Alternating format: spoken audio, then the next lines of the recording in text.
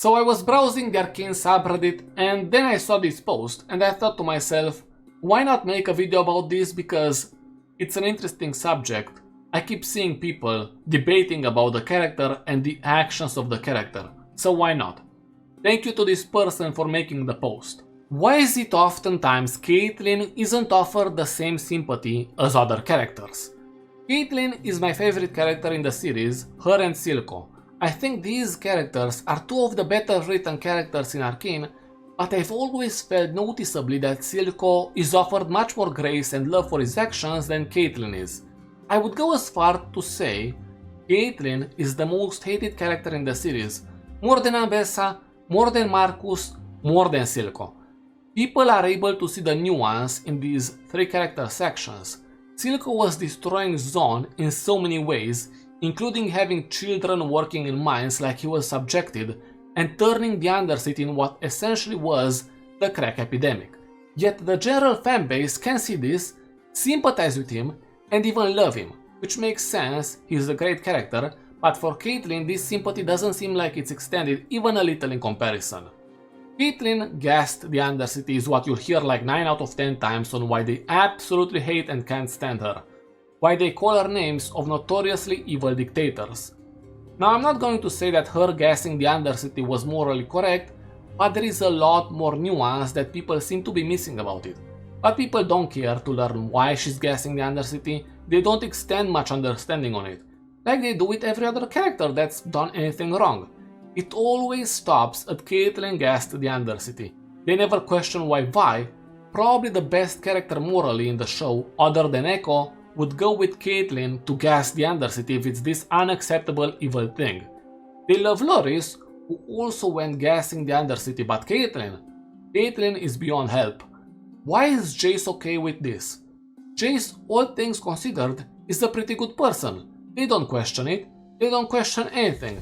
It stops at her gassing the Undercity, but why? Why can we offer Jinx and Silco all the sympathy in the world, and the general fanbase doesn't even seem to hold Jinx accountable for anything because they can see the nuance behind her actions? But Caitlyn, she gassed the Undercity and the thinking stops.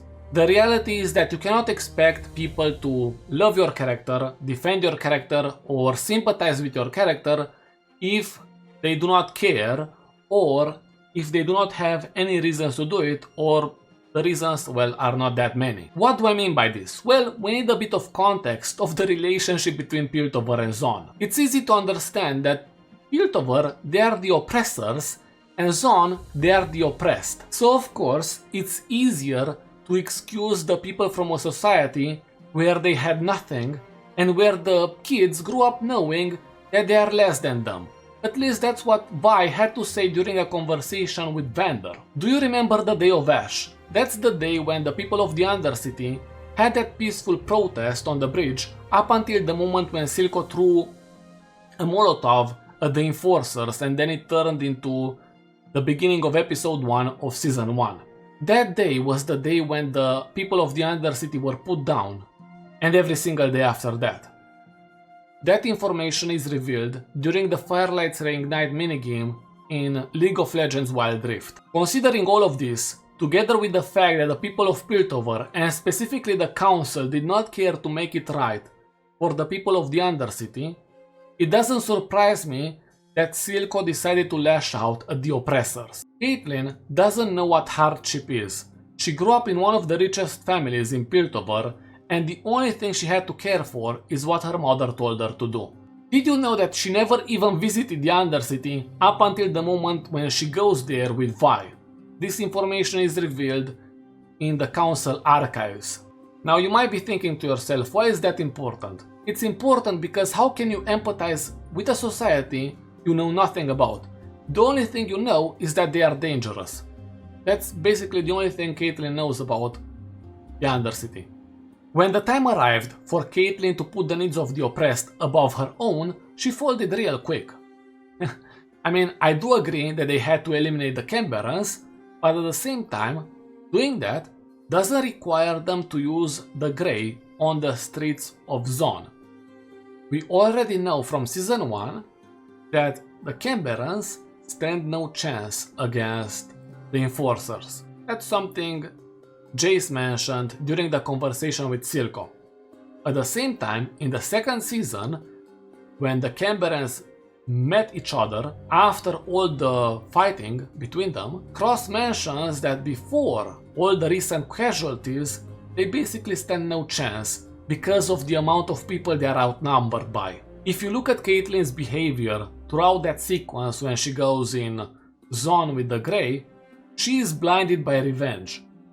And because of that, Piltover broke a vow they made to the people of Zone. Why am I saying that? In the Jinx Fixes Everything minigame, it is revealed that Piltover vowed to never use the Grey again. And in the same location, it is revealed that the gas affected multiple people, not only the Canberrans. I mean, that's pretty obvious if you think about it. The gas is not gonna stay in the same place. And even without that, they are not targeting only the Canberran places, because what are they doing at the arcade? You know where the boxing machine is located at? That's not a Canberran location. They went to the places where Vi used to go to with the other kids. So who knows how many places they targeted other than the Canberran locations. So that place, the one you see them going to, which is not a Canberran location, that is a place used by kids. And you can see a drawing on a wall, and Jinx reacts to the drawing, saying that the kids are outsmarting the Canberrans. And by looking at the drawing, it seems like they are using the pipes. Well, not anymore, because of the gas. And even if the drawing doesn't mean that, we cannot forget that the Canberrans use kids in their shimmer factories. You say here that this argument is used 9 out of 10 times. Why not use it if it's good? You can also mention that she became a dictator, instated military regime, and enabled the Noxians to do whatever they wanted. It was basically open season for them on the streets of Zone. So how can you defend that?